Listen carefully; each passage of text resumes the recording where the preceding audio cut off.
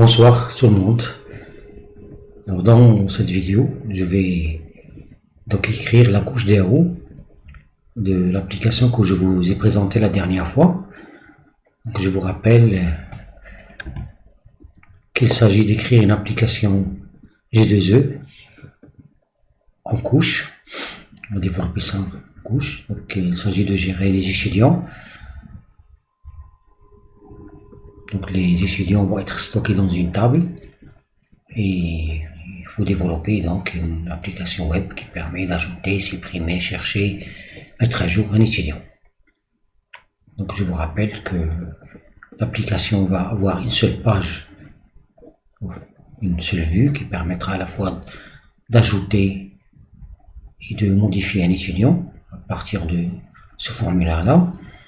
Et on a ici donc un formulaire, un tableau HTML qui permet d'afficher le contenu de la table.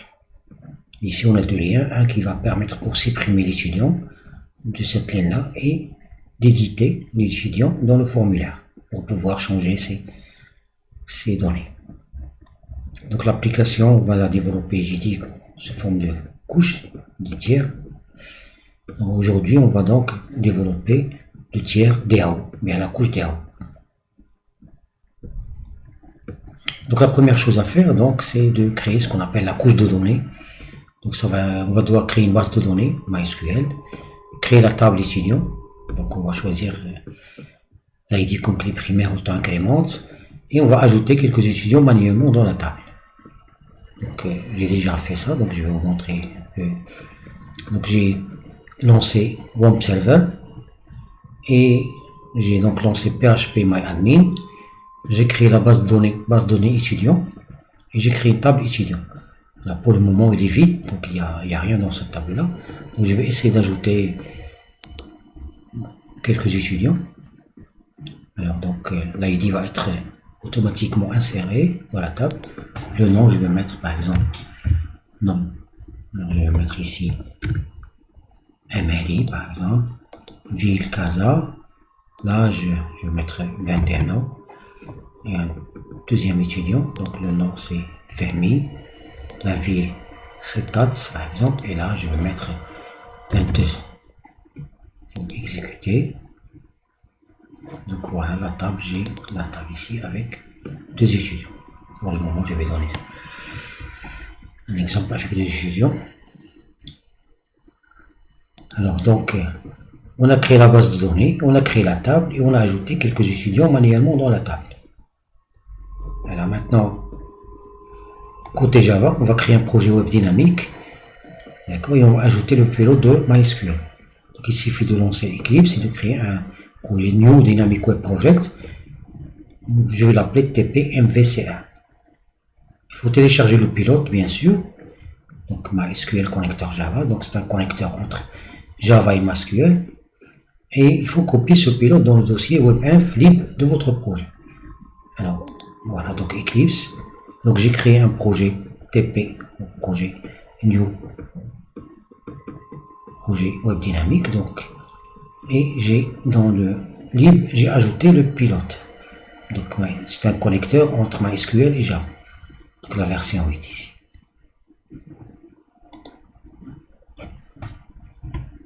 Alors maintenant la structure complète du projet. Donc ici on aura. Donc voilà, j'ai déjà téléchargé le connecteur, je l'ai placé dans lib, WebInf. Automatiquement, il va être référencé dans le projet. Toutes les classes et interfaces vont être donc accessibles pour le compilateur et pour la machine virtuelle. Alors maintenant, je vais commencer par créer une classe qui fournit une connexion unique à la base de données pendant toute l'exécution de l'application. Je vais commencer par faire ça. Donc,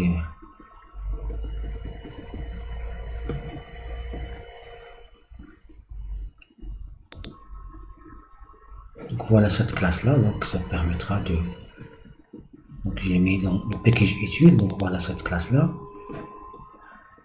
Alors donc pour se connecter, alors bien sûr il faut préciser l'URL de la base de données. Donc la base de données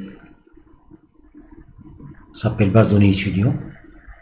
Comme nous sommes dans le CALOS 3306, ça le port de MySQL. Et pour MySQL, il faut ajouter ce paramètre-là pour donc ignorer le faisceau horaire du serveur. Donc, utilisons l'user root et password, il n'y a pas de password. Alors, pour avoir une connexion, donc là, pour que la connexion soit unique, hein, pour tous les objets de connexion factory, il faut déclarer ça statique. Après, il faut avoir une méthode qu'on va appeler sur la classe. On n'a pas besoin de créer un objet. D'accord. Donc, je vais la déclarer aussi statique. Alors, si la connexion est nulle, donc au départ, ça va être nul. Bien sûr, là, j'ai nul ici. D'accord. C'est un attribut commun à tous les objets de cette classe. Alors, si la connexion est nulle, on va charger en mémoire donc la classe driver et il va créer une instance de driver et je vais demander la connexion. Donc ça seulement c'est la connexion est nulle. D'accord. On va entrer ici sauf si la connexion est nulle. Sinon ben, il va retourner la connexion si la connexion existait. De toute façon on va pas demander la connexion une nouvelle fois que si la connexion est nulle. Donc ça garantit l'unicité de la connexion. Donc voilà la première classe qu'on va écrire. Alors maintenant, revenons à notre... Donc j'ai créé cette classe, la connexion factory. Ça permettra de... Chaque fois si je veux ajouter un étudiant, supprimer un étudiant, ou chercher un étudiant, je vais mettre connexion factory, la classe .getConnexion. Donc je vais l'appeler sur la classe puisque c'est une méthode statique. Alors après, on va donc créer la classe étudiant, puisqu'on va gérer les étudiants. D'accord, on a la classe étudiant et en parallèle, on a donc la table étudiant. Donc ça c'est Java et ça c'est MySQL. Donc on va commencer par créer la classe étudiant. Donc c'est une classe avec l'ID, le nom, la ville, et on va ajouter un constructeur par défaut et des getters et des setters. Voilà, donc la classe étudiant, j'ai mis ça dans le modèle, package modèle. Voilà, j'ai créé la classe.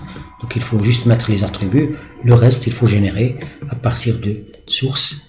Donc generate constructeur par défaut et les getters et les setters. D'accord. Donc voilà, maintenant on a créé la classe, la table on a déjà créé. Alors maintenant voilà connexion factory qui permettra d'obtenir, de fournir une connexion. Alors maintenant pour la couche DAO, alors voilà, donc je vais d'abord créer une interface donc, qui contient les méthodes là, ajouter étudiant, supprimer un étudiant, trouver un étudiant par l'ID. Donc une interface ne contient que des déclarations. Donc voilà, donc j'ai déjà écrit ça dans la couche DAO, j'ai étudiant, DAO, l'interface. Donc il suffit de créer cette interface là avec les méthodes dont on a besoin pour réaliser notre application. Et maintenant il faut implémenter ces méthodes là. Donc là j'ai une méthode, j'ai une classe. Donc maintenant je vais implémenter donc l'implémentation de l'interface. Alors donc pour avoir la liste de tous les étudiants, donc la méthode va retourner la liste. Donc pour avoir la connexion, ben, je vais demander ça à la classe connexion factory, getConnexion. La requête c'est select étoile from étudiant. Donc je vais préparer une liste vide, donc statement, et je vais exécuter la requête ici. Donc et après il faut parcourir le résultat et remplir la liste. Donc, créer un étudiant vide, le remplir par les setters et l'ajouter à la liste. Donc à la fin il faut retourner la liste. Alors, donc l'essentiel il faut retenir que chaque fois si vous voulez la connexion, il faut la demander à getConnexion. Donc la même chose pour ajouter un étudiant. Maintenant je ne vais pas utiliser statement, je vais utiliser prepareStatement. Donc, pour insérer un étudiant quelconque, donc qui est le paramètre de ajouter étudiant. Il suffit de mettre donc insert into étudiant, préciser les colonnes qu'on va ajouter, puisque l'ID n'est pas concerné, il est automatiquement inséré, value, des points d'interrogation. Donc je prépare la requête, donc je passe la requête ici comme paramètre à prepareStatement, et je vais injecter les données. Donc dans le premier point d'interrogation, je mets e.getNom, get.ville, dans le deuxième point d'interrogation, et dans le troisième point d'interrogation, donc après il faut mettre execute update. et il faut fermer le prepare statement. Donc voilà ce qui concerne la méthode ajouter étudiant. On fait la même chose pour supprimer, donc la requête va changer. Delete from étudiant where ID égale à point d'interrogation, et après vous mettez prepare statement et on injecte le ID dans le premier point d'interrogation et on demande l'exécution. La même chose pour trouver un étudiant. La requête, ça va être à partir de son ID, select étoile from étudiant where ID. Donc là c'est select. Donc select, c'est execute query et il va retourner RS si un étudiant existe avec qui correspond à cette ID, donc FRS next, et on construit un étudiant, donc on va le retourner à la fin. Sinon, il va retourner nul si on ne trouve pas d'étudiant. Update, c'est la même chose, update, donc là la requête va changer. Update étudiant, cette ville, point d'interrogation, je change la ville de l'étudiant, l'âge, where ID égale à point d'interrogation. Donc je vais changer la ville et l'âge de l'étudiant, d'un étudiant. Donc je vais récupérer, donc je vais prepare statement et je vais récupérer donc les données à partir de eux pour les injecter dans les points d'interrogation. Execute update. D'accord, maintenant on va faire un test. Ici, donc on ne va pas attaquer la couche web, donc on va ajouter un test dans main. D'accord, pour voir que ça marche. Donc là donc main aura besoin de la couche DAO.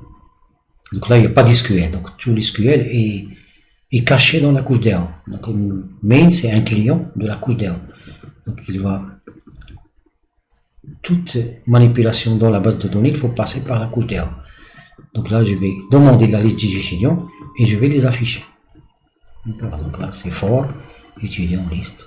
D'accord, donc là c'est donc on a déclaré l'interface, on a implémenté, voilà donc les implémentations de toutes les méthodes. Alors maintenant dans main, donc ça c'est, je mets ça dans le test. Donc maintenant je vais exécuter ça, donc run as Java application, c'est main.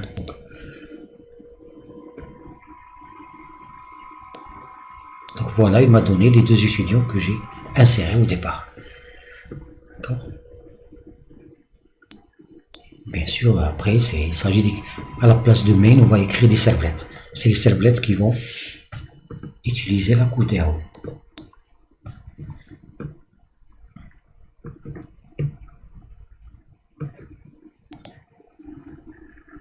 Donc ici, donc il s'agit de créer donc voilà la structure. Donc on commence par créer cette classe connexion factory. Une fois qu'on a créé la base de données et la table, après il faut créer la classe étudiant et après créer l'interface et l'implémentation de la couche DAO. Alors là on a utilisé donc